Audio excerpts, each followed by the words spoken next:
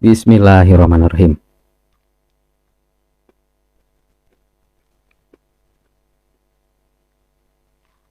Hmm.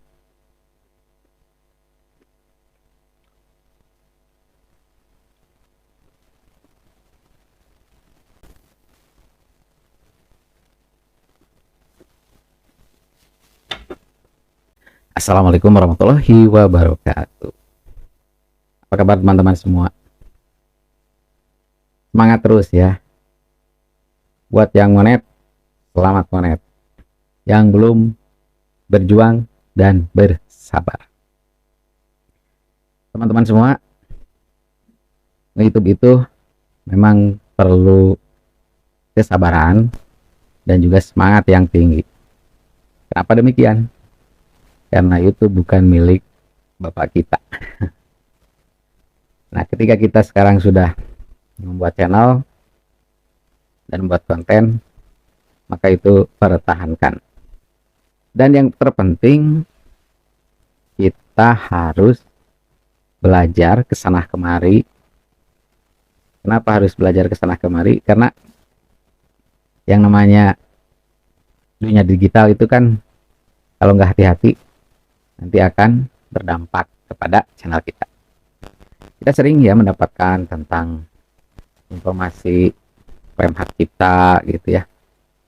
Ada juga yang ramai-ramai sekarang itu yang stasiun televisi gitu ya menggugat para konten kreator yang memparodikan salah satu adegan di film. Nah ini kalau kita nggak hati-hati ya nanti akan merugikan channel. Maka ya kita nih sebagai pemula juga ya harus memperhatikan hal-hal tersebut. Kalau yang sudah menggugatnya stasiun TV gitu ya yang punya nama, waduh, kita mah kalah. Mending kalau di banned doang gitu, kalau dihapus doang. Nah yang parah apa ya, berurusan dengan hukum, kemudian pelanggaran hak cipta juga. Nah, makanya kalau saya mah kontennya ya asli aja gitu ya, asli kita, kepunyaan kita, rekaman-rekaman kita. Karena jejak digital itu kan susah dihilangkan. Nah itu ya, jadi teman-teman harus berpikir ke arah sana. Apapun untuk perkembangan channel kita, kita harus perhatikan. Nah di sini saya akan bercerita ya tentang saran yang disampaikan oleh kreator YouTube melalui email atau YouTube kreator ya. Jadi YouTube kreator itu pengertian sekali dan memperhatikan terhadap channel-channel pemula yang belum berkembang. Nah, apa saja saran dari YouTube kreator? Dan saya yakin teman-teman pun ya sama ya. Kalau yang sudah monet bisa teman-teman cek gitu ya apa sarannya. Nah, khususnya bagi channel baru tutorial, saran yang pertama, bandingkan hasil bulan ini dengan bulan-bulan sebelumnya dan pahami bagaimana penggemar channelmu berinteraksi. Nah, jadi yang pertama, kita harus memahami penggemar. Jadi penggemar kita itu bagaimana cara berinteraksinya, bagaimana cara menontonnya, berapa lama mereka menonton video kita. Nah ini sebagai acuan gitu ya, supaya ketika kita ya nanti melakukan upload upload konten ya, kita bisa menentukan mereka sukanya dengan yang mana gitu ya, sukanya dengan hal apa, dan pelajari statistik. Nah pastinya ini ada di statistik ya teman-teman. Jadi yang namanya penggemar itu dilihat di statistik. Kemudian yang berikutnya, tutorial, lihat yang baru di bulan ini. Jadi kita senantiasa diarahkan untuk melihat hal-hal yang baru katanya ya. Nah, apa saja? Yang pertama, jangkauan audiens yang lebih luas melalui kolaborasi. Nah, kayaknya di di bulan-bulan ini banyak orang yang berkolaborasi. Banyak konten kreator yang membuat konten dengan kreator lain. Nah, kita juga bisa melakukan gitu ya, seperti yang besar itu, artis-artis pun ya kita bisa melihat ya, mereka melakukan kolaborasi dulu ya di awal-awal, Mbak Imbong dengan Raffi Ahmad, kemudian Atta Halilintar, kemudian Bang Deddy Corbuzier. Ya, itu salah satu cara untuk meningkatkan audiens. Jadi memadukan audiens dua channel yang besar supaya nanti kita kecipratan juga penontonnya gitu ya.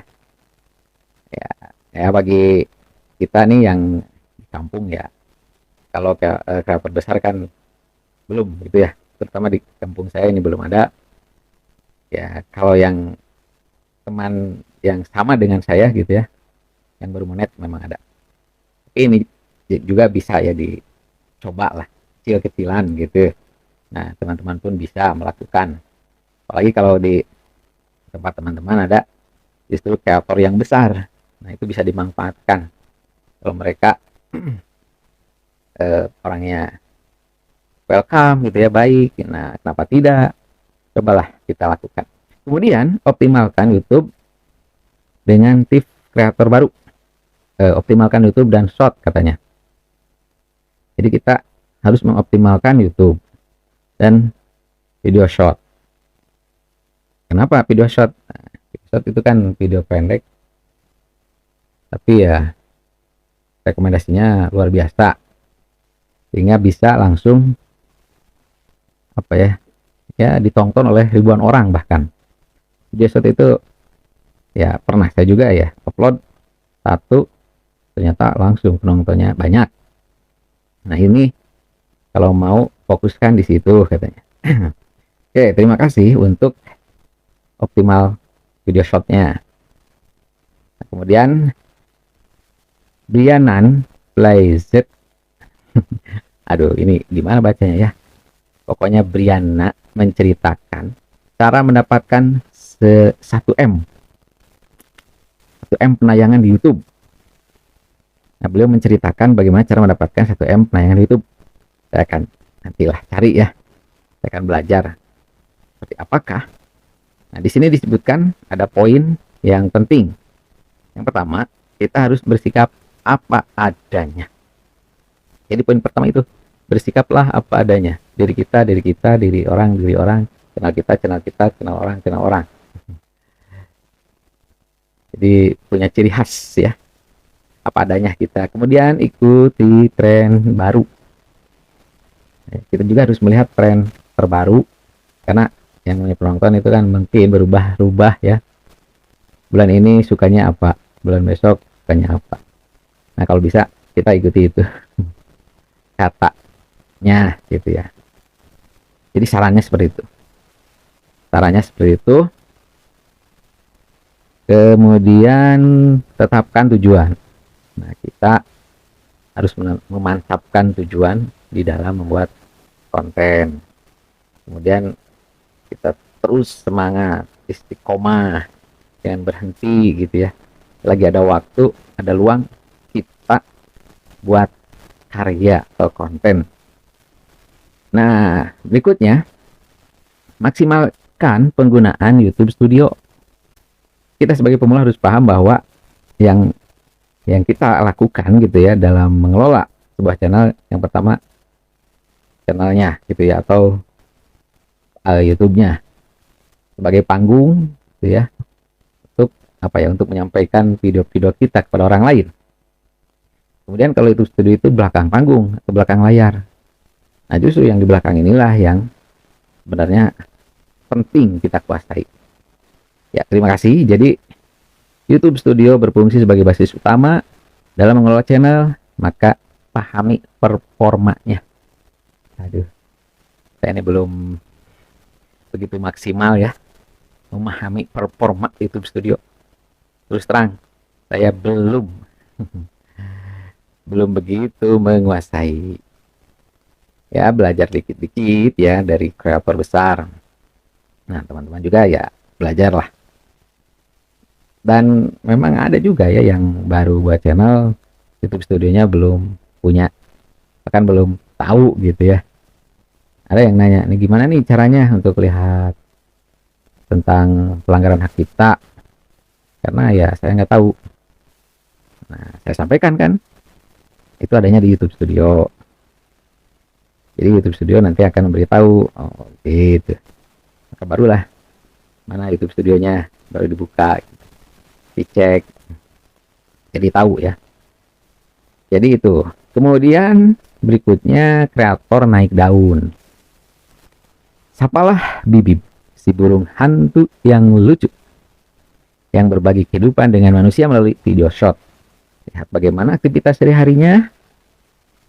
Kemudian Bibib jadi terlihat lebih menggemaskan dengan menambahkan gaya seru ke video. Nah, jadi kalau melihat poin yang 4 ini, saya disarankan untuk menyapa Bibib atau channel yang berhubungan dengan burung hantu, karena disebutkan sebagai channel yang sedang naik daun. Jadi di sini dijelaskan bahwa Bibib ini menggunakan video shot, kemudian dikemas supaya menggemaskan. Nah, berarti yang punya atau konten kreatornya membuat si Bibib ini menggemaskan di mata penonton. Nah, ya cek. Ini yang terakhir saya ingin tahu ya. Bibib si burung hantu. Bibib, bibit, bibib. Nah, ini saya menemukan nih. Bibib, ya Bibib family. Ya. Bibib family, aduh. Video shot 203 video, subscriber 6030. Wow, luar biasa. Penonton, wah, luar biasa. Nontonnya sampai ada yang 5,2 juta, 3,6 juta, 1,4 juta. Ini jutaan bro. 9 juta, 8 juta, 10 juta. Waduh, luar biasa. Pantesan ya saya disarankan untuk melihat channel ini. Jadi sapa katanya. Sapa itu kan bisa komen, kita bisa subscribe, dan kita belajar. Kok kenapa burung hantu? Saya yakin kan kalau burung hantu kan sama aja gitu ya. Cuma di sini disajikan lebih lucu katanya. Luar biasa sekali ya. Saya salut nih pada si abangnya yang punya burung hantu. Wow, luar biasa. Jadi dengan adanya burung hantu, kemudian dibuat selucu mungkin, semenarik mungkin, itu menjadi konten yang rame. Luar biasa, luar biasa. Ya, terima kasih nih buat konten kreator atau YouTube kreator yang sudah memberi informasi kepada saya, channel Baru Tutorial, untuk bisa terus berjuang mengembangkan channelnya. Saya nggak sepi. Jadi yang pertama, kita melihat aktif nonton, bagaimana mereka melihat kita. Kemudian yang kedua, berkolaborasi dengan kreator besar ya kalau ada. Nanti ada menambah komunitas baru. Kemudian optimalkan video shot. Optimal itu dalam arti dibaguskan ya kreativitasnya, penyajiannya. Ah, mantap. Kemudian juga kita memahami bagaimana cara mendapatkan 1M penayangan yang dijelaskan oleh Briana Place. Briana Place ya. Nah, di sini intinya satu, kita sikap kita apa adanya, ikuti terus tren terbaru dan tetapkan tujuan. Kemudian maksimalkan penggunaan YouTube Studio. Kita belajar di situ bagaimana mempelajari analisis, bagaimana penonton kita, subscriber kita, dan lain-lain.